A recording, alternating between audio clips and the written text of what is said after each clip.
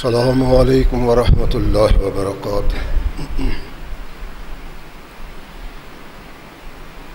الحمد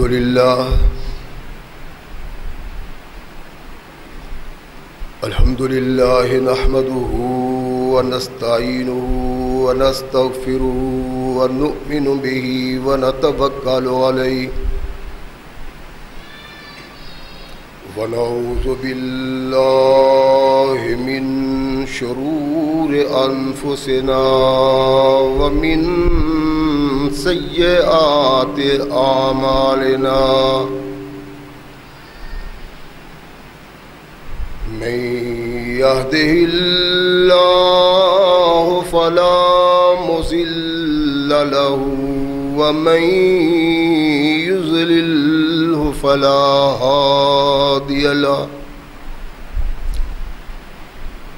ونشهد أن لا إله إلا الله وحده لا شريك له ونشهد أن محمدا عبده ورسوله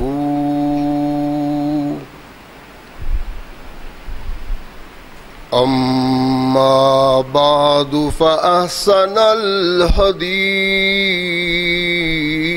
كتاب الله وخير الهدي هدي محمد صلى الله عليه وسلم وشر الأمور محدثاتها وكل محدثة بدعة وكل بدعة ضلالة وكل ضلالة في النار أما بعد فأعوذ بالله السميع العليم من الشيطان الرجيم من همزه ونفخه ونفسه بسم الله الرحمن الرحيم وأنحكم بينهم بما أنزل الله ولا تتبع أهواءهم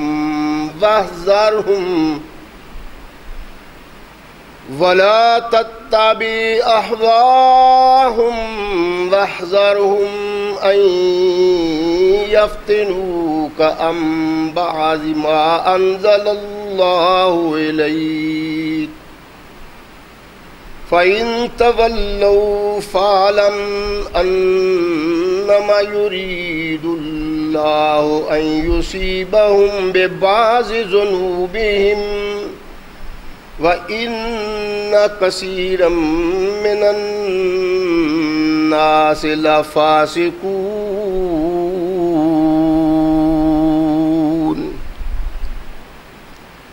صدق اللہ مولانا العظیم وصدق رسولہ النبی الکریم۔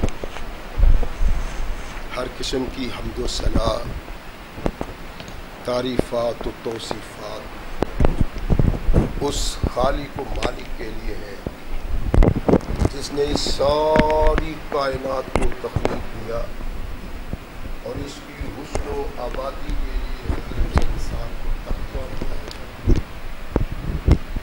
کروڑوں درود و سلام اس ہستی مقدس پہ جس کا نام نامی اسم کرامی ہے،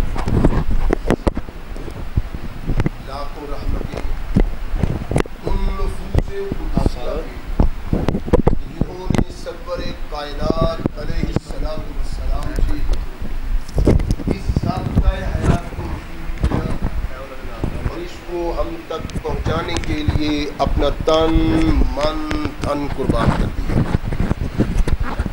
اللہ کی یہ بہت بڑی کرم نوازی ہے کہ اس نے اس ضابطۂ حیات کو ہم تک پہنچانے کے لیے ایسے مضبوط ذرائع اور اسباب استعمال فرمائے کہ ان کی موجودگی میں ہم ببانگ دہل کہہ سکتے ہیں کہ یہ ضابطۂ حیات جو آج قرآن کی صورت میں ہمارے ہاتھوں میں موجود ہے، یہ وہی ضابطۂ حیات ہے جو آج سے کم و بیش 1450 سال پہلے نبی کائنات رسول ثقلین حضرت محمد رسول اللہ صلی اللہ علیہ وآلہ وسلم پہ انسانوں کی رشد و ہدایت کے لیے نازل ہوا۔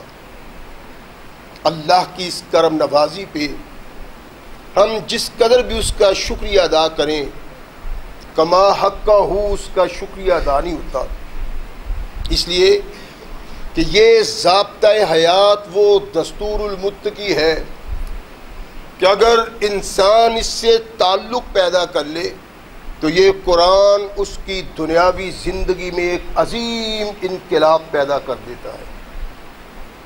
اگر اس کو اپنے جسم و روح پہ جاری و طاری کر لیا جائے تو یہی وہ واحد ضابطۂ حیات ہے جو انسان کو دنیا کے ساتھ ساتھ عقبہ کی کامیابی کی ضمانت بھی دیتا ہے۔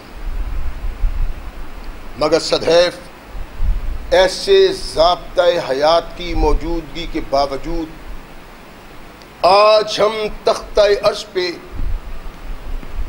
ایسی بد نصیبی کی زندگی بسر کر رہے ہیں کہ شاید کوئی قوم دوسری ایسی نہ ہو جو اتنی بد نصیب ہو۔ قوم وہ جس نے ساری کائنات کی قوموں کو جینے کا سلیقہ دیا، انسان کو اس کے اصل مقام سے آشنائی کروائی، انسان کو انسانیت کی پہچان کروائی، یہی قوم آج دنیا میں ذلت و نکبت کی زندگی بسر کر رہی ہے۔ اور ہم نے کبھی نہیں سوچا اس بد نصیبی کا سبب کیا ہے۔ جس قوم نے بنی آدم میں سب سے اعلیٰ افضل و برتر زندگی بسر کی ہو، وہ قوم اس قدر پریشان ہو، اس قدر بے بس ہو، اس کا وقار، اس کی عظمت، اس کی شان تباہ اور برباد ہو جائے۔ کیوں؟ یہ نہیں کبھی سوچا اگر ہم اپنے دامن میں جھانکے اس کو پانا چاہیں کہ یہ بد نصیبی کیوں کر آئی،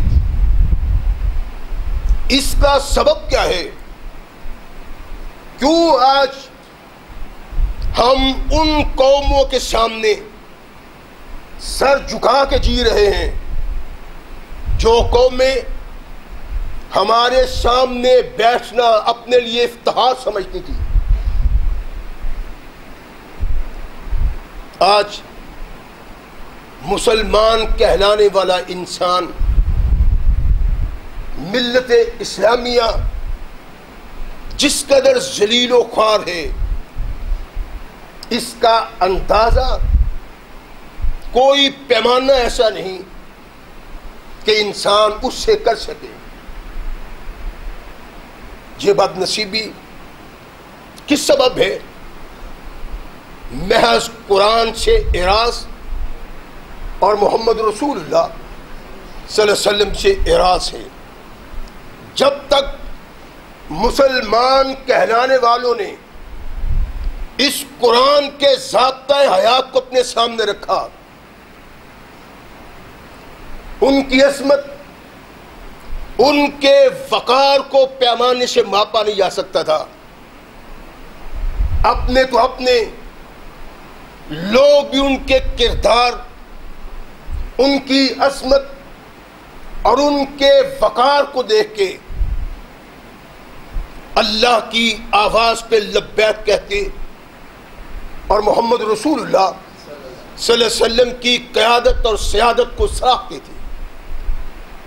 رحمت کائنات علیہ الصلوۃ والسلام پہ قرآن نازل ہوا، اللہ نے ارشاد فرمایا انحکم بینہم بما انزل اللہ، میرے محبوب یہ قرآن تمہیں اس لیے دیا ہے کہ اس قرآن میں بیان کیے ہوئے قوانین، اصول اور دستور کے مطابق زندگی بسر کرنے کا حکم دو۔ یہ پیش نگاہ رہے کہ کوئی انسان اس مقام سے آپ کو پھسلا نہ سکے کہ آپ وہ اقدامات کریں جو قرآن کے احکامات کے خلاف ہوں، قرآن کی رہنمائی کے خلاف ہوں۔ ارشاد فرمایا تمہاری زندگیوں کا مقصود یہ ہونا چاہیے کہ قرآن کے نظام کو نافذ کیا جائے، اس سے انسانیت کو روح شناس کروایا جائے، اور جب تک لوگ اس قانون سے وابستہ ہوں گے ان پہ اللہ کی رحمتوں کا نزول ہوگا۔ اور جب اس نظریہ حیات، اس دستور العمل، اس قانون کی کتاب سے، اس کے اصولوں سے اعراض کیا، تم بد نصیبی کا شکار بن جاؤ گے اور ذلت و نکبت تمہارا مقدر بن جائے۔ یہی سبب ہے آج جس ذلت و نکبت کا ہم شکار ہیں، جس کو پانے کے لیے اللہ نے کہا، جس کی جد و جہد کے لیے اللہ نے حکم دیا، اور جس کو انسانوں میں عام کرنے کے لیے کائنات کے آقا محمد الرسول اللہ نے پتھر کھائے، آج ہم اس شریعت سے نابلد ہیں، اس دستور سے اعراض کرتے ہیں، اس قانون سے پہلو تہی کرتے ہیں۔ قانون قرآن سے پہلو تہی کرنے کا نتیجہ یہ ہے کہ آج تختہ عرش پہ ہم جیسی کوئی قوم ذلت و نکبت کا شکار نہیں۔ رحمت کائنات محمد رسول اللہ صلی اللہ علیہ وسلم کو اللہ نے حکم دیا ہے انحکم، میرے محبوب فیصلہ کرنا ہے تو کس کے ساتھ؟ بما انزل اللہ، اس قانون کے تحت جو اللہ نے نازل کیا ہے۔ اور اللہ کا نازل کردہ قانون کیا ہے؟ قرآن،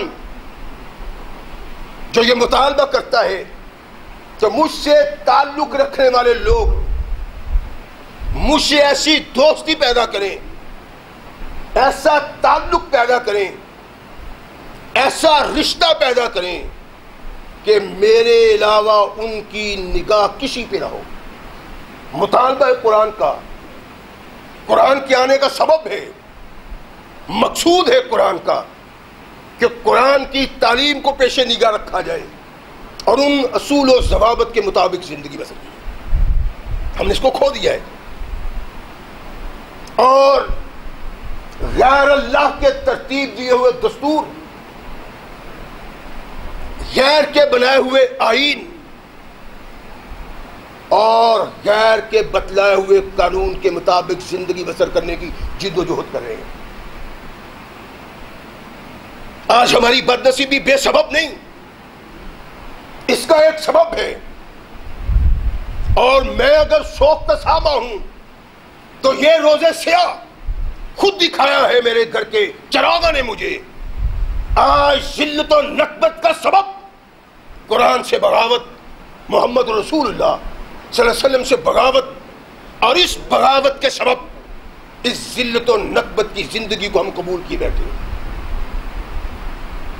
یہ آئین، یہ ضابطہ حیات، یہ دستور کی کتاب جس کو اس ذات نے ترتیب دیا جس نے ساری کائنات کے انسانوں تخلیق دیا، ان کی فطرت کو جس طرح اللہ سمجھتے تھے کوئی اور نہیں سمجھتا تھا، اور جب اس کی فطرت کو سمجھنے والا تنہا اللہ تھا تو اس اللہ نے اس کے لیے ایک دستور بنا کے بھیجا اس کی فطرت کے عین مطابق، تاکہ اس سے رہنمائی لیتے ہوئے یہ کسی پریشانی کا شکار نہ ہو۔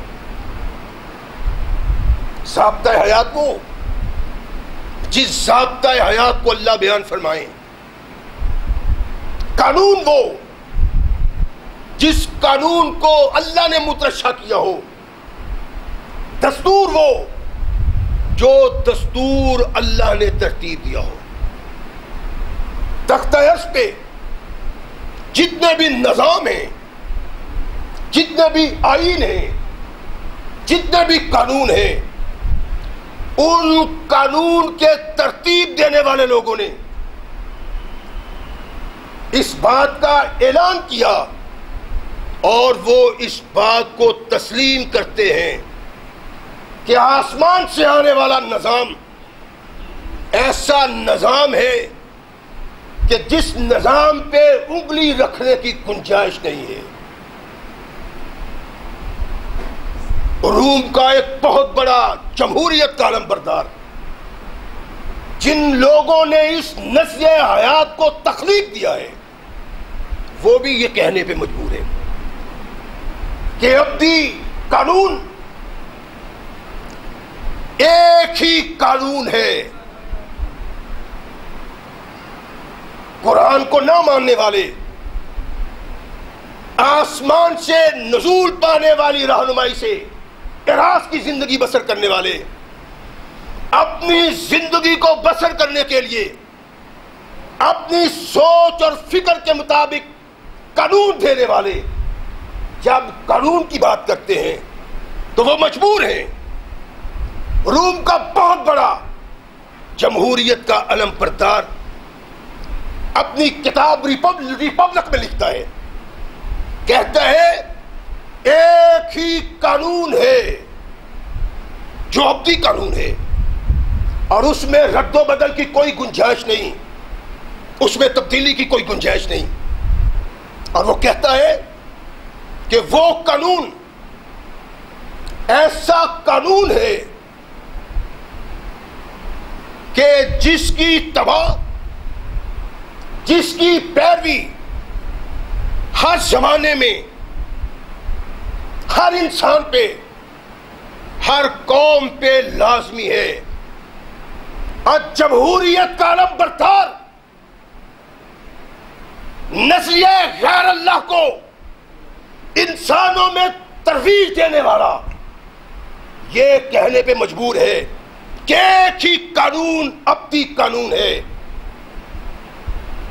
جو انسان کے لیے بنیادی کردار ادا کرتا ہے، اور ہر زمانے میں انسان اس پہ عمل کرنے کے لیے مجبور ہے۔ کوئی زمانہ، کوئی انسان، کوئی قوم ایسی نہیں جو اس کے مطابق زندگی بسر کرنے کی پابند نہ ہو، اور ہر انسان ایک مالک، ایک فرما روا کی ماننے والا ہے۔ وہ مالک اور فرما روا اللہ ہے، وہی قانون ترتیب دینے والا، وہی اس کی شرح کرنے والا، وہی اس کا موجب۔ اگر کسی قانون میں کمی بیشی نہیں کی جا سکتی، تبدل نہیں ہے، تغیر نہیں ہے، اس کو بدلا نہیں جا سکتا، تو وہ قانون ہے جو آسمان سے اللہ نے نازل کیا ہے، وگرنہ کوئی قانون دنیا میں ایسا نہیں جو وقت کے مطابق، حالات کے مطابق، معاشرہ کے مطابق ترتیب نہ پاتا ہو۔ وہ مجبور ہے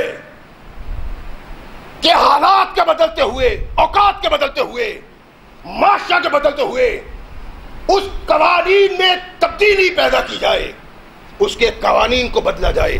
ہاں، کائنات میں ایک دستور ایسا ہے جو آسمان سے آیا، اس میں تبدیلی کی ضرورت کسی زمانے میں پیدا نہیں ہو سکتی۔ یہ وہ لوگ کہتے ہیں جو جمہوریت کا علم بردار ہے۔ مقصد کیا ہے؟ زمانے میں سوشلزم بھی پایا جاتا ہے، نیشنل سوشلزم، کمیونزم، صدارتی نظام. کہا کوئی نظام ایسا نہیں جس میں تغیر و تبدل نہ ہو. اگر کوئی ابدی نظام کائنات میں ایسا ہے تو وہ آسمان سے آنے والا نظام. یہی نہیں بلکہ جو بھی شعور رکھتا ہے، صاحب فہم و فراست ہے، عقل رکھتا ہے، تدبر کرنے کی گنجائش موجود ہے، وہ انسان اس بات کا اظہار کرتا ہے کہ کائنات میں اگر کوئی دستور ایسا ہے جس دستور پہ آنکھیں بند کر کے انسان عمل کر سکتا ہے تو وہ آسمان سے آنے والا دستور ہے. ایڈمنڈ برگ 28 مئی 1794 میں برطانیہ کی پارلیمنٹ میں بیٹھا ہے. قانون کی بحث ہو رہی ہے، دستور کی بحث ہو رہی ہے، انگریز کر رہے ہیں. برطانیہ کی پارلیمنٹ میں اپنے جمہوری دستور کی بات، غیروں کے دستور کی بات، ایڈمنڈ کھڑا ہوتا ہے، کہتا ہے ایھا الناس، اور لوگوں، قانون تمام انسانوں کے لیے ایک ہے. وہ قانون جو تمام قوانین پہ حکومت کرتا ہے، تمام قوانین پہ حاکم قانون وہ قانون ہے جو ہمارے خالق نے آسمانوں سے بھیجا ہے.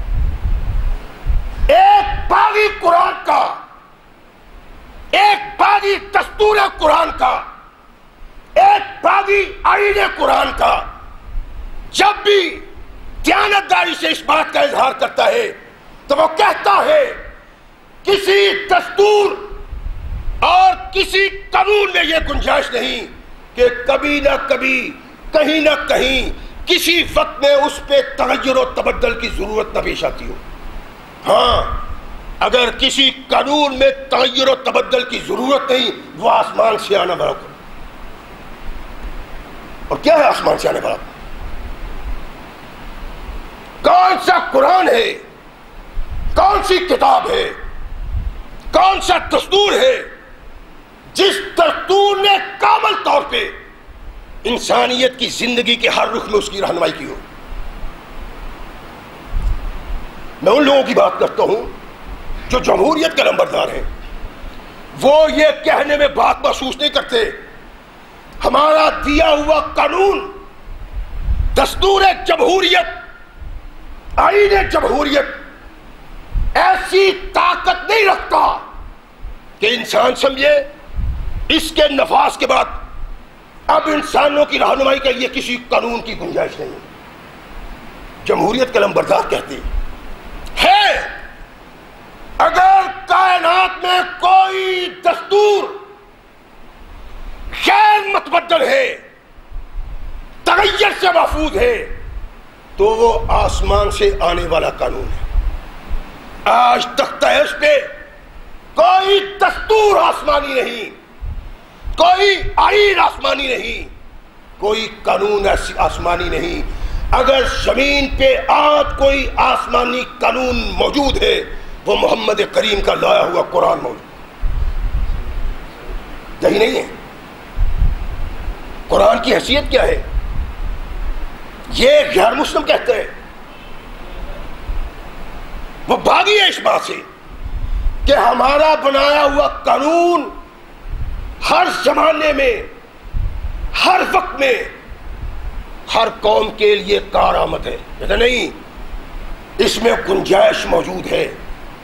اگر گنجائش موجود نہیں تو آنے والے آسمان سے دستور میں گنجائش موجود نہیں. قرآن کا قانون آج کا قانون نہیں، آج سے تقریباً 1450 سال پہلے سے متواتر مختلف علاقوں میں، مختلف مقامات پہ، مختلف ممالک میں نافذ ہوتا چلا آ رہا ہے. کیا ہے قانون؟ قرآن ایک واحد ضابطہ جس کی موجودگی میں کسی دستور کی ضرورت نہیں ہے۔ مصر کا محقق فروخ اپنی کتاب میں لکھتا ہے کہ مسلمانوں میں کسی زمانے میں دستور ساز کمیٹی موجود نہیں تھی اور اس کی ضرورت بھی نہیں۔ وہ کہتا ہے کبھی قرآن کے آ جانے کے بعد مسلمانوں نے دستور ساز کمیٹی نہیں بنائی، اور صرف یہی نہیں کہ نہیں بنائی بلکہ اس کی ضرورت بھی نہیں۔ کہتا ہے قرآن ایک مکمل شریعت ہے جس کی تکمیل محمد رسول اللہ صلی اللہ علیہ وسلم کی سنت نے کی، اور یہ قانون خلفاء کی زندگی میں نفاذ کا مطالبہ کرتے تھی۔ خلفاء نے قرآن کا نفاذ کیا ہے، قرآن کے علاوہ کسی خلیفے نے کوئی قانون بنایا نہیں۔ اگر فقہی طور پہ کہیں اختلاف ہو گیا مسلمانوں میں آپس میں تو پھر ایک کمیٹی بنائی گئی ہے، اور اس کا سبب یہ تھا کہ یہ کمیٹی اس بات کا حل پیدا کرے، نتیجہ نکالے کہ کون سی بات قرآن کے مطابق اور کون محمد رسول اللہ کے فرمان کے مطابق۔ اسمبلی کا وجود قرآن کے علم برداروں میں بھی ہے، اسلام کا بول بالا کرنے والوں میں بھی ہے، دستور قرآن کے نفاذ میں بھی ہے، لیکن اسمبلی کا مقصد قانون بنانا نہیں بلکہ اسمبلی کا مقصد مسلمانوں میں افہام و تفہیم ہے قرآن کے مطابق۔ رحمت کائنات محمد رسول اللہ صلی اللہ علیہ وسلم نے اس قرآن کو پیش کیا ہے اور پھر اس کا مطالبہ کیا ہے کہ قرآن کو مانو، قرآن کو پیش نگاہ رکھو۔ کیوں؟ اس لیے کہ اللہ نے تمہیں مکلف کیا ہے دنیا میں قرآن کا نظام نافذ کرو، انسانوں کو دکھلاؤ، انسانوں کو بتلاؤ کہ کس طرح تم نے زندگی بسر کرنی۔ کوئی نظام کائنات میں ایسا نہیں کہ نظام ترتیب دینے والوں کے منہ سے اللہ نے نہ نکلوایا ہو کہ یہ دستور قانون نامکمل ہے۔ مکمل قانون آسمان سے آنے والا ہے۔ یہ اللہ کی رحمت ہے کہ قرآن کے متعلق مخالفوں بھی یہ الفاظ بولے کہ وہ دستور محفوظ ہے جو دستور آسمان سے آیا۔ یہی سبب ہے کہ آج جس جمہوریت کے پیچھے ہم پاگل ہوئے پھرتے ہیں، دیکھتے ہیں اپنے حالات، ملک کا کیا بن رہا ہے، خلفشار، انتشار، افراتفری، چھینو جھپٹو، ایک دوسرے کی عزت کی پامالی۔ یہ کیوں ہے؟ کہ برسر اقتدار آنا ہے کچھ لوگوں نے۔ یہ جمہوریت، یہ دستور پاکستان ترتیب دینے والوں نے کبھی پسند نہیں کیا۔ 3 خطبات پہلے میں یہ بار بار عرض کر چکا ہوں، تختہ عرش پہ بسنے والا کوئی انسان قرآن کے مقابلے میں کسی دستور کو کھڑا نہیں کرتا۔ کوئی بھی، تمام کائنات کے انسان اس کے سامنے سر خم کیے بیٹھے ہیں۔ ایک بد نصیب قوم ہے جو قرآن کو اللہ کا پیغام اور قانون رب العالمین سمجھتی ہے، وہ قرآن کی موجودگی میں غیر قرآن کو، اللہ کے قانون کی موجودگی میں غیر اللہ کے قانون کو ترجیح دیتی ہے، اور پھر جد و جہد کرتی ہے کہ غیر اللہ کا نظام نافذ کیا جائے، غیر اللہ کا دستور نافذ کیا جائے، غیر اللہ کے قانون کے مطابق زندگی بسر۔ بغاوت ہے۔ ان دساتیر کا ترتیب دینے والا اس بات کا احساس رکھتا ہے، لیکن اس بات نصیب قوم کے لیے نہیں۔ قائد اعظم اس جمہوریت کو قطعاً تسلیم نہیں کرتے تھے، اور ان کے رفقا، ان کے ساتھی بھی اس بات کو تسلیم نہیں کرتے۔ کہ کوئی غیر اللہ کا قانون بھی ہے. میں نے ان کے اقتباسات پچھلے خطبہ جمعہ میں بار بار بیان کیے. انہوں نے کہا کہ زمین محض زمین کے لیے نہیں بلکہ اللہ کے قرآن کے نفاذ کے لیے لے رہے ہیں. پاکستان لا الہ الا اللہ کے نفاذ کے لیے لیا ہے.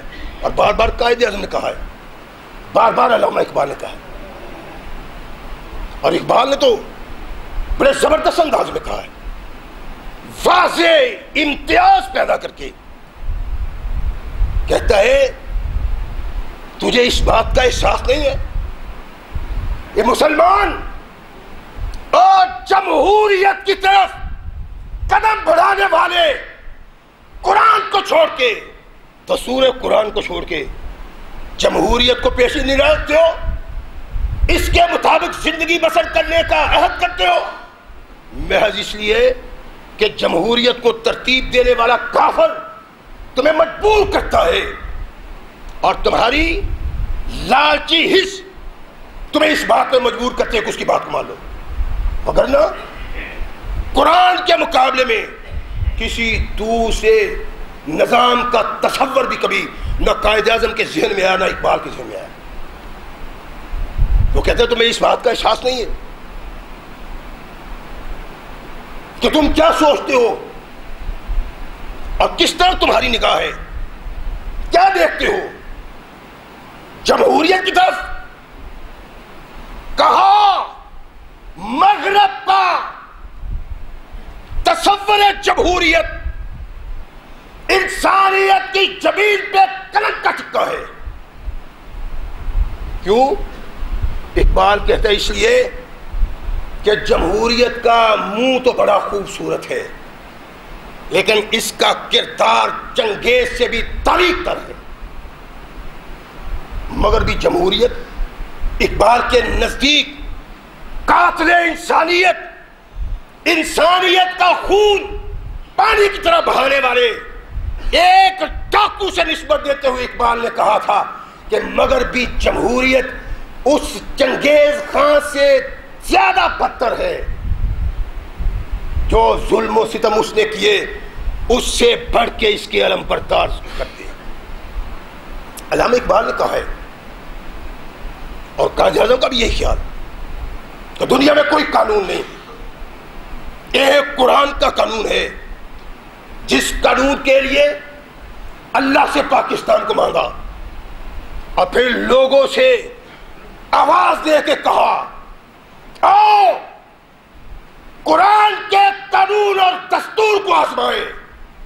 اس لیے کہ اللہ کی رحمتوں کا نزول ہوتا ہے وہاں جہاں قرآن کا قانون نافذ ہوتا ہے. یہ کوئی جذباتی بات نہیں تھی جو علامہ اقبال نے کہی ہے یا قائد اعظم نے کہی ہے, بلکہ ایسی فکری بات ہے جس کو جمہوریت کا علم بردار بھی مانتا ہے. رسل لکھتا ہے کہ جمہوریت کا مقصد اقتدار کے ناجائز استعمال کو روکنا ہے. جمہوریت والے کیا کہتے ہیں, جمہوریت کا لمبردار کیا کہتے ہیں کہ جمہوریت کا مقصد اقتدار کے ناجائز استعمال کو روکنا ہے. یہ کہہ کے وہ افسوس کا اظہار کرتا ہے, کہتا ہے لیکن ہر زمانے میں ہر دور میں ایک بازاری متشدد مقرر جمہوریت کو اپنے قبضے میں لیتا ہے اور پھر جمہوریت خود ہی اپنے نظام کو اپنے پاؤں کے نیچے کچل دیتی ہے. جمہوریت کا علمبردار قرآن کا باغی, قانون قرآن سے اعراض کرنے والا, قانون قرآن سے ناآشنا, یہ بات لکھتا ہے کہ جس نظام کے ہم علمبردار ہیں یہ نظام خودکش نظام ہے جو اپنے ہاتھوں سے خودکشی کر لیتا ہے. وہ کہتا ہے کہ ہر وقت ہر آن ایک بازاری مقرر لوگوں کے جذبات سے کھیلتے ہوئے جمہوریت کو اپنے ہاتھ میں لیتا ہے اور پھر جمہوریت خود ہی اپنے نظریہ کو اپنے پاؤں کے نیچے کچل کے رکھ دیتی ہے۔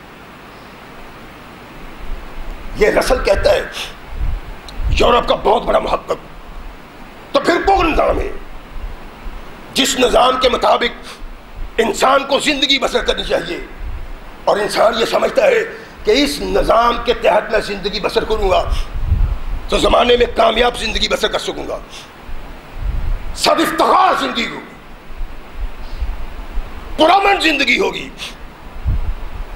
انسانی عزت کے محفوظ کرنے کی زندگی۔ وہ کون سا قانون ہے، وہ کون سا نظریہ حیات ہے؟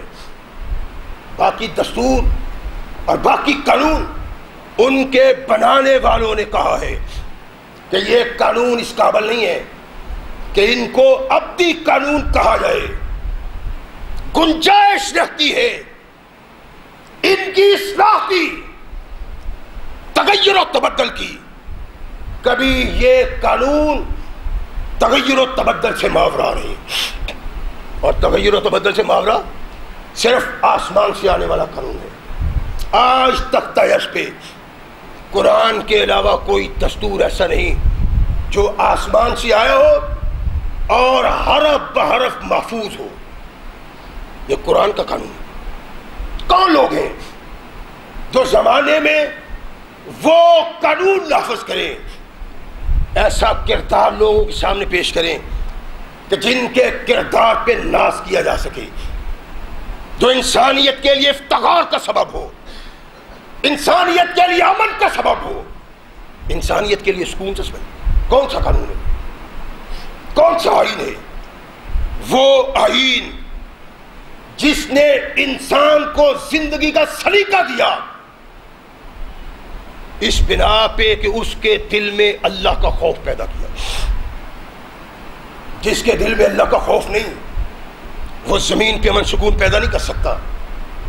جس کے دل میں اللہ کا خوف نہیں وہ انسانیت کے لیے فلاح کا کام نہیں کر سکتا۔ جس کے دل میں رب کا خوف نہیں وہ سلطان زمین پہ امن قائم نہیں کر سکتا۔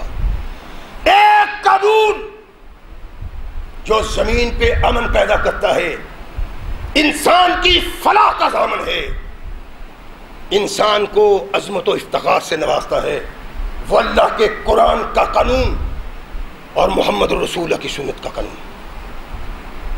نبی رحمت محمد رسول اللہ صلی اللہ علیہ وسلم کے اس قانون اور اس دستور نے انسان کو عظمت کے اس مقام پہ پہنچایا ہے کہ انسان انسانیت سے آشنا ہوا۔ یہ حمص کا گورنر ہے، بہت بڑے صوبے کا گورنر، اور کتنے کتنے دن اس کے گھر میں آگ نہیں جلتی، اور وقت کیا ہے؟ اسلام کی فوجیں روم کو پاؤں کے نیچے پامال کر رہی ہیں۔ اسلام کی فوجیں کسریٰ کو اپنے پاؤں کے نیچے پامال کر رہی ہیں۔ اسلام کا طوفان بڑھتا چلا جا رہا ہے، اور ہر مسلمان کے ہاں غلام بھی موجود ہے، لونڈی بھی موجود ہے، مال و زر بھی موجود ہے۔ اس دور میں حمص کا گورنر، اس کے گھر میں کتنے کتنے دن تک آگ نہیں جلتی۔ آج چوتھا خطبہ جمعہ ہے، میں یہ آپ کے سامنے رکھ رہا ہوں کہ کائنات میں جس دستور نے امن دیا ہے وہ محمد کریم کا لایا ہوا دستور ہے۔ کوئی دستور ایسا نہیں۔ امریکہ ہے، آج چوری نہیں ہوتی کیوں نہیں؟ پاکستان میں سال بھر چوریاں ہوتی رہیں، امریکہ میں ایک چوری اتنی بڑی ہوتی ہے کہ سال بھر چوریاں ایک چوری کا مقابلہ نہیں کرتی، اور آج تک امریکہ میں ان چوروں کو سزا نہیں مل سکی۔ امن کیسے ہو، سکون کیسے ہو؟ امن و سکون کا پیغامبر کائنات کا آقا محمد رسول اللہ ہے۔ ان کے دستور کے بغیر وہ نہیں آ سکتا. جلتا نہیں، چولہا نہیں جلتا، آگ نہیں جلتی. گورنر کے گھر جہاں عوام کے ہاں لوڈیاں بھی موجود ہیں، غلام بھی موجود ہیں، دولت کے انبار لگے ہوئے، گورنر کے گھر آگ ہی نہیں جلتی 2-2 3-3 4-4 دن. رایا بڑی پریشان. لوگ آتے ہیں کہ حضور اتنا تکلیف میں ڈالنا مناسب نہیں، کچھ سوچیں. لیکن حمص کا گورنر سعید بن عامر کسی کی بات سنتا ہی نہیں. ایک دن ان لوگوں نے کہا کہ پورا وفد بن کے گورنر کے پاس جائے، اس کو کہے تجھے تنخواہ ملتی ہے اور اس سے تیرا اچھا گزارا ہو سکتا ہے، روز کھا سکتے ہو، 2-2 3-3 دن تمہارے گھر آگ نہیں جلتی، بھوک اور پیاس سے رہتے ہو، جائز نہیں. وفد پورا گیا، دروازہ کھٹکھٹایا، دروازہ کھلا. کیا بات ہے؟ عرض کی کہ اللہ کے نبی کے صحابی جیسی آپ زندگی بسر کر رہے ہیں یہ کوئی اچھی نہیں ہے. کھانا پینا زندگی کے لیے نہ قرآن منع کرتا ہے نہ محمد رسول اللہ نے منع کیا. آپ کیا کرتے ہیں؟ آپ کی آل کا حق پہ حق ہے، عزیز و اقارب کا حق ہے، وہ حق ادا کریں. سعید سارے لوگوں کی باتیں سنتے، سر اٹھایا اور کہنے لگا بھائی تمہاری اس ہمدردی کا شکریہ، لیکن کسی کے لیے سعید اپنی منزل کھوٹی نہیں کرنا چاہتا. ہائے ہائے. کہا کیا؟ کہا میں نے ان کانوں سے محمد کریم کی زبان سے سنا ہے کہ فقیر، محتاج، غریب دولت مند سے 70 سال پہلے جنت میں داخل ہونا ہے. اس سبب میں نہیں چاہتا کہ ان لوگوں میں قدم رکھوں جو لوگ محتاجوں سے 70 سال بعد جنت میں جائیں. میں نہیں منزل کھوٹی کر سکتا، مجھ کو میرے حال پہ رہنے دو. یہ کون ہے؟ حمص کا گورنر. ہم کیا کرتے ہیں؟ دیکھو اپنے ملک میں کیا ہو رہا ہے. کسی کی بیٹی کی عزت محفوظ نہیں، کسی کی بہن کی عزت محفوظ نہیں، کسی کی ماں کی عزت محفوظ نہیں، کسی کی بیوی کی عزت محفوظ نہیں. ایک دوسرے میں تان کے تیر نشتر چلا رہے ہیں. جھوٹ، غیبت، دوسروں کی عزت کی پابندی، اور ہر صورت میں چاہتے ہیں کہ عہدہ ہمیں کوئی نہ کوئی حکومت کا ملنا چاہیے. ہر آدمی یہ چاہتا ہے. اور جن کے دل میں اللہ کا خوف ہوتا ہے، جن کو جواب دہی کا خطرہ ہوتا ہے، جو اللہ سے ڈرتے ہیں، وہ عہدہ حکومت سے دور رہنے کی کوشش کرتے ہیں. سعید کو بلایا عمر فاروق رضی اللہ تعالیٰ کہ میں تمہیں حمص کا گورنر بنا رہا ہوں. کہنے لگا امیر المومنین خدا کے لیے مجھے اس فتنہ میں نہ ڈالیں. آپ سوچیں، سوچنے والی باتیں. مجھے پتہ ہے جو لوگ ناراض ہیں، جن کے پیٹ میں بل پڑتا ہے اللہ کا قرآن اور محمد کا فرمان سنتے ہوئے، جن کی زندگیاں تنگ ہو جاتی ہے کردار صحابہ کو سن کے، مومن کے ایمان کے واقعات کو سن کے. جانتا ہوں میں، لیکن سن لو، کسی کے آنے جانے کا مجھے فکر نہیں. حق بات کا ہر حال میں اظہار کریں گے، ممبر نہ ملے گا تو سرے دار کریں گے. کائنات کے آقا کا دستور وہ ہے جس دستور سے بغاوت اگر کفر نہ کہا جائے تو قیامت کو اللہ کے حضور شرمندگی ضرور اٹھانا پڑے گی. قرآن قدم قدم پہ کہتا ہے میرے آنے کا مقصد یہ ہے کہ میرا نفاذ کرو.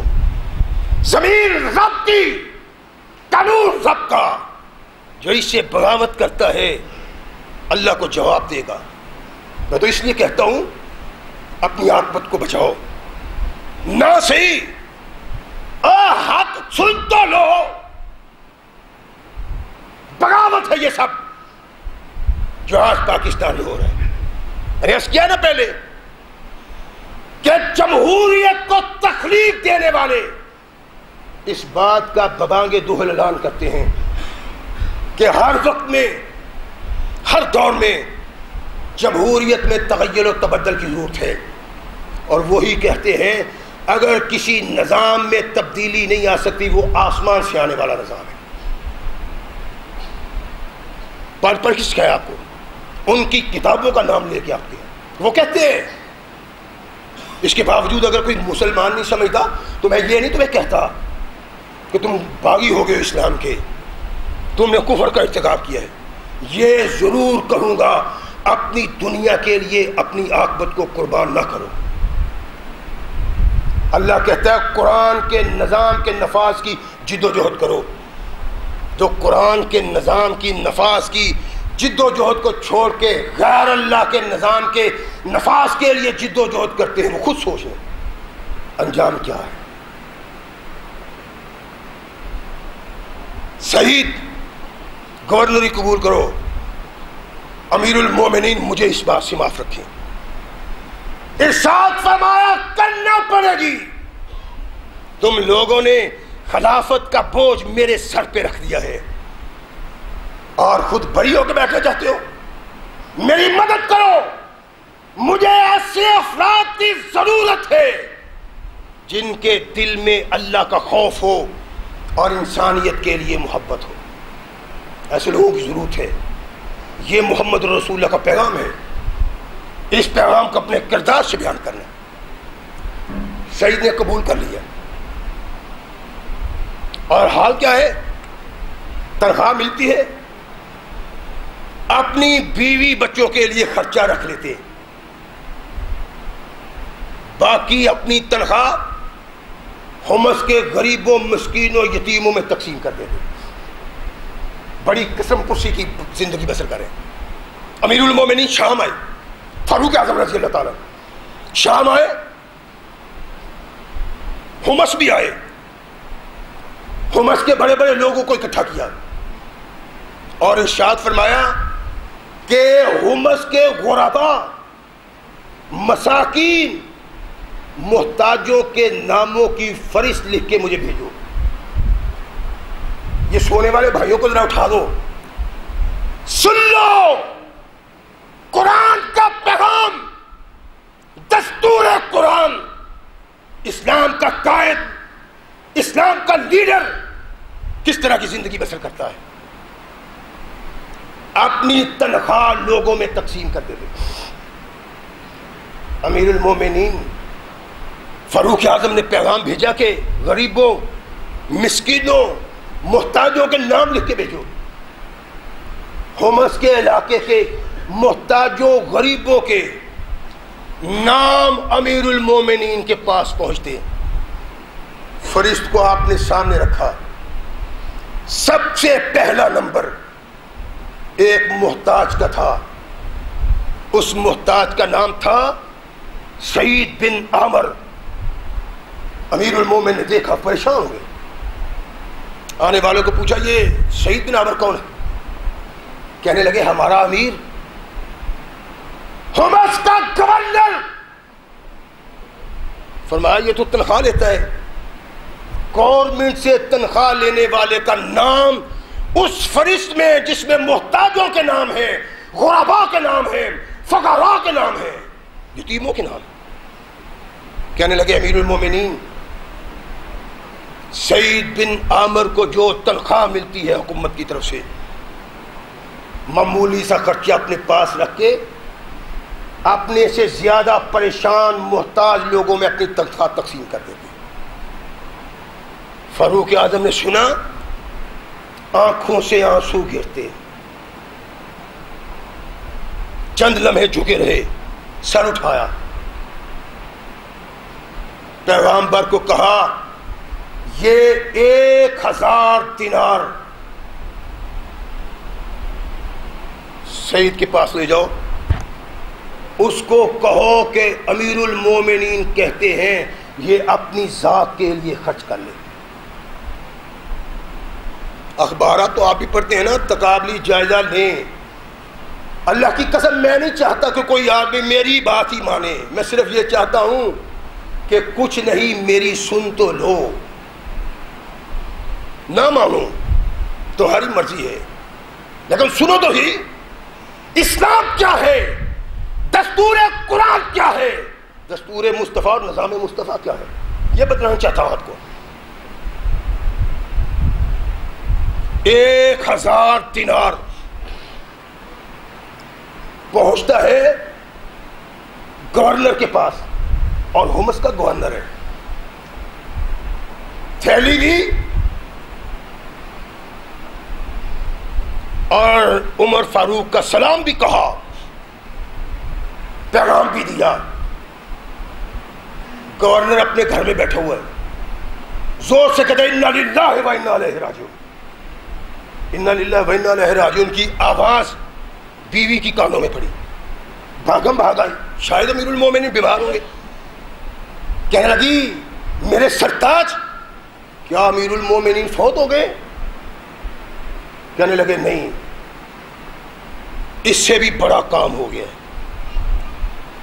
قیامت کی کوئی نشانی سامنے آ گئی ہے؟ کہا نہیں، اس سے بھی بڑا کام ہو گیا۔ آخر ہے کیا؟ فرمایا سعید کے گھر میں دنیا آ گئی ہے، فتنہ آ گیا ہے۔ 1000 دینار کو کہا کہ سعید کے گھر میں فتنہ آ گیا ہے۔ یہ کون ہے؟ دستور قرآن کو خود پہ نافذ کرنے والا، دستور قرآن کے مطابق زندگی بسر کرنے والا۔ لا کوئی دستور ایسا دنیا میں جو دستور ایسے انسان پیدا کرتا ہے۔ فتنہ آ گئے، پریشان دیکھ کے اپنے سرتاج کو کہنے لگی میرے سرتاج پریشانی کی ضرورت کیا ہے؟ آپ کی مرضی ہے، جس طرح چاہے اس کو خرچ کریں۔ اچھا، کچھ دن گزرے کہ ایک جہادی قافلہ وہاں سے گزرا، جہادی قافلے کے سامان کے لیے وہ 1000 دینار دے دیا۔ 1000 دینار جہادی قافلے کے لیے۔ امیر المومنین کا حکم ہے کہ لوگوں، جس کو اپنے گورنر پہ اعتراض ہو بلا جھجک مجھ پہ اعتراض پیش کرو، اس گورنر کا گریبان میں تھاموں گا۔ حمص کے کچھ لوگ آئے، وہ 3 الزام رکھتے ہیں اپنے گورنر پہ، 3 الزام۔ کیا کہتے ہیں؟ امیر المومنین، گورنر تب تک اپنے گھر سے نہیں نکلتا جب تک سورج بلند نہیں ہو جاتا، پھر گھر سے نکلتا ہے، دیر سے لیٹ نکلتا ہے۔ دوسرا، رات کو جاؤ آواز دو۔ امیر المومنین، گورنر آواز کا جواب نہیں دیتا، یہ دستور اسلام میں نہیں ہے، یہ آئین قرآن نہیں ہے، یہ دستور مصطفیٰ نہیں ہے، آواز نہیں دیتا۔ اور کبھی ایسا بھی آتا دن 1 ماہ میں کم از کم کہ سارا دن ہی گھر سے نہیں نکلتا۔ امیر المومنین پریشان ہو گئے شہید کے متعلق یہ الزامات۔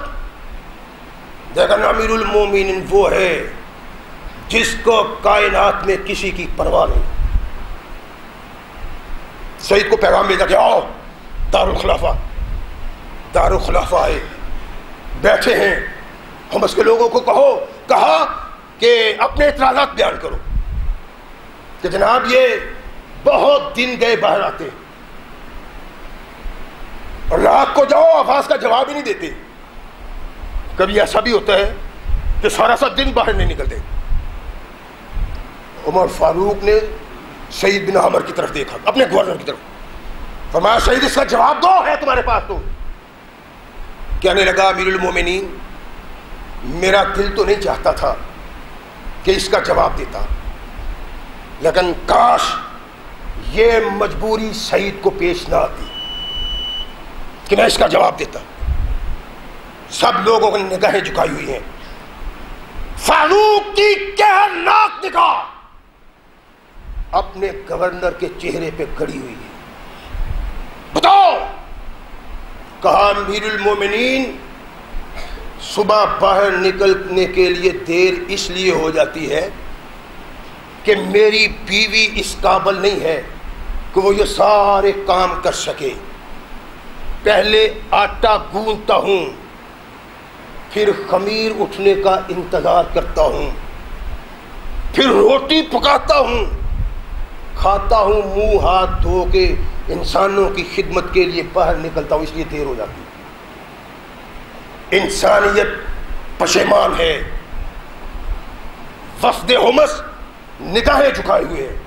دوسرا، رات کو آواز کیوں نہیں دیتے ہو؟ کہا امیر المومنین میں نے دن مخلوق خدا کی خدمت کے لیے وقف کیا ہوا ہے، رات اللہ کی عبادت کے لیے وقف کی ہوئی.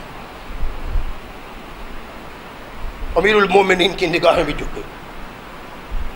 تیسرا، کہا امیر المومنین جو میرے پاس 2-3 کپڑے ہیں 1 مہینہ استعمال کرتا ہوں، اس کے بعد گھر کے کام، وہ کپڑے دھونے کافی لیٹ ہو جاتا ہوں، اس لیے بہت دیر سے باہر آتا ہوں. نگاہیں جھکی ہیں. گورنر خود پہ آنے والے الزامات کا جواب دے رہا ہے. بتاؤ. امیر المومنین کی نگاہیں جھکی ہوئی ہیں. پہلے دعا کی تھی اللہ سعید کے متعلق جو میرے دل میں احترام ہے اس احترام کو غلط نہ کر دینا، لیکن کردار گورنر یہ ہے نظام مصطفیٰ کا علمبردار، دستور اسلام کا علمبردار، نظام قرآن کا علمبردار. کردار یہ ہے کہ انسانوں کی آسائش کے لیے، ان کی فلاح کے لیے دن رات اپنے آپ کو شدائد میں اور مصائب میں مبتلا رکھتا ہے. اپنے وزراء اور امراء کے لیے کبھی یہ سوچا ہے جمہوریت ہے؟ جمہوریت میں اتنی طاقت. وزیر اعظم کے خلاف الزام آ گئے، کچھ نہ پیغام آتا وزیر اعظم صاحب حاضری سے استثناء دیا جائے، مستثنیٰ کر دیں. حاضری سے مستثنیٰ کر دیا جاتا ہے. یہ کون کہتی ہے؟ گدی جمہوریت، جس پہ سواری تو کرتے ہیں بڑے بڑے ٹھگ لوگ، لیکن یہ دودھ نہیں پیتے، نہ کوئی دودھ پیتا ہے. اس کا اس میں ہے کہ وزیر اعظم کی شان میں کمی آ جاتی، عدالت میں حاضر نہیں ہو سکتا. کائنات کے آقا محمد رسول اللہ صلی اللہ علیہ وسلم کے دستور نے انسانیت کو اس مقام پہ پہنچایا ہے کہ کوئی انسان کسی دستور کے تحت اس مقام پہ نہیں پہنچ سکتا. کوئی بلند نہیں، کوئی بالا نہیں. چھوڑیے صحابہ کے واقعات لاکھوں ہیں. اپنے دور پہ آ جائیے.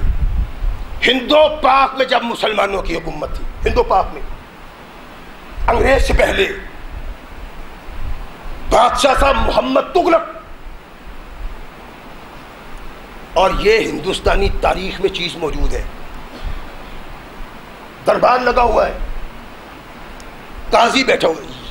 کچھ نہ کچھ ذہن میں رکھ لیجیے، اسلام کیا ہے، یہ دستور کیا ہے، یہ قانون کیا ہے، یہ دستور کیسے انسان پیدا کرتا ہے. کم از کم ذہن میں رکھ لیں. جو چاہے کریں، میری کوئی پابندی ہے؟ میرا مقصد آپ تک حق پہنچانا ہے تاکہ اللہ کے دربار میں مجرم نہ بن جاؤں. آپ جو چاہے کریں، ناراضگی والی بات نہیں. آ جایا کریں، سن لیا کریں، کتابی باتیں، قرآنی باتیں، مصطفی باتیں. ساری دنیا کب مانتی ہے؟ ممبر رسول پہ کھڑے ہونے مولوی نہیں مانتے محمد رسول اللہ کی صلی اللہ علیہ وسلم. دربار لگا ہوا ہے. ایک نوجوان آتا ہے، قاضی کے سامنے کھڑا ہوتا ہے. قاضی القضات، چیف جسٹس. چیف جسٹس نگاہ اٹھا کے دیکھتا ہے. کیا بات ہے؟ کہنے لگا میرے ساتھ ظلم ہوا ہے، زیادتی ہوئی ہے، میں اس ظلم و زیادتی کی داد رسی کے لیے آیا ہوں۔ چیف جسٹس نگاہ اٹھا کے کہتا ہے وہ ظلم کرنے والا، وہ زیادتی کرنے والا کون ہے اور کون سی زیادتی تجھ پہ ہوئی؟ کہنے لگا قاضی صاحب مجھ پہ ظلم کے پہاڑ توڑنے والا یہ محمد تغلق ہمارا بادشاہ ہے، اس سے پوچھو سر بازار اس نے کس بنا پہ مجھ پہ لاشیاں برسائی ہیں۔ مار کھائیے قاضی صاحب، اور مار کھاتے ہوئے گنا ہے اس نے 21 لاشیاں میرے جسم پہ برسائی۔ دانش کے لیے ہوں، یہاں قانون محمد ہے صلی اللہ علیہ وسلم، روتی ہے ساری دنیا، نواز شریف کے ساتھ یہ ہو گیا ہے، وہ ہو گیا ہے، وہ جیل میں چلا گیا ہے۔ اسلامی قانون ہوتا پتہ نہیں کیا ہو جاتا۔ ساری دربار خاموش ہے۔ قاضی نے بادشاہ کی طرف نگاہ اٹھائی اور کہا جناب اس نے جو الزام آپ پہ رکھا ہے اس کا جواب دیں۔ بچے نے جو بتا دیا ہے وہ حق سچ ہے، بس غلطی ہو گئی بادشاہ سے، کہہ دیتا کہ بادشاہ سے غلطی ہو گئی، نہیں، بادشاہ نے سر جھکا لیا۔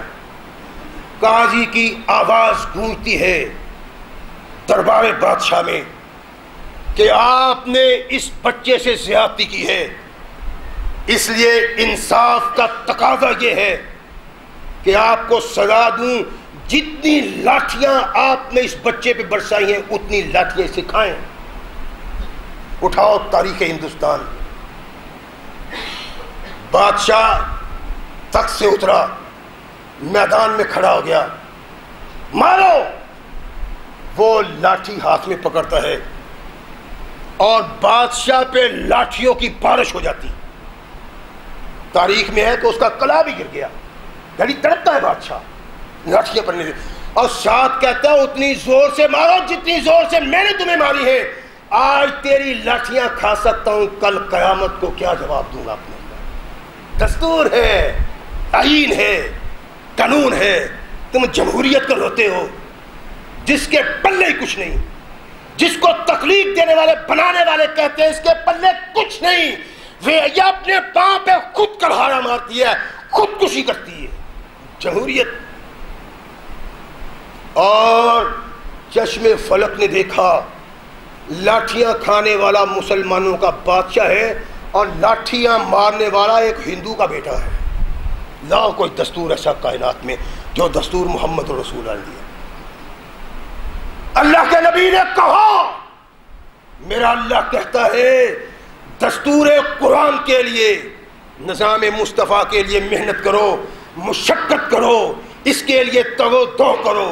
جو اللہ کی آواز محمد الرسول اللہ کی آواز نہیں سنتا، اس نظام کو چھوڑ کے کسی اور نظام کے لیے جد و جہد کرتا ہے، وہ سب کچھ ہوگا، لیکن قیامت کے دن اس کا جواب دینے کے لیے اس کو تیار ہونا چاہیے۔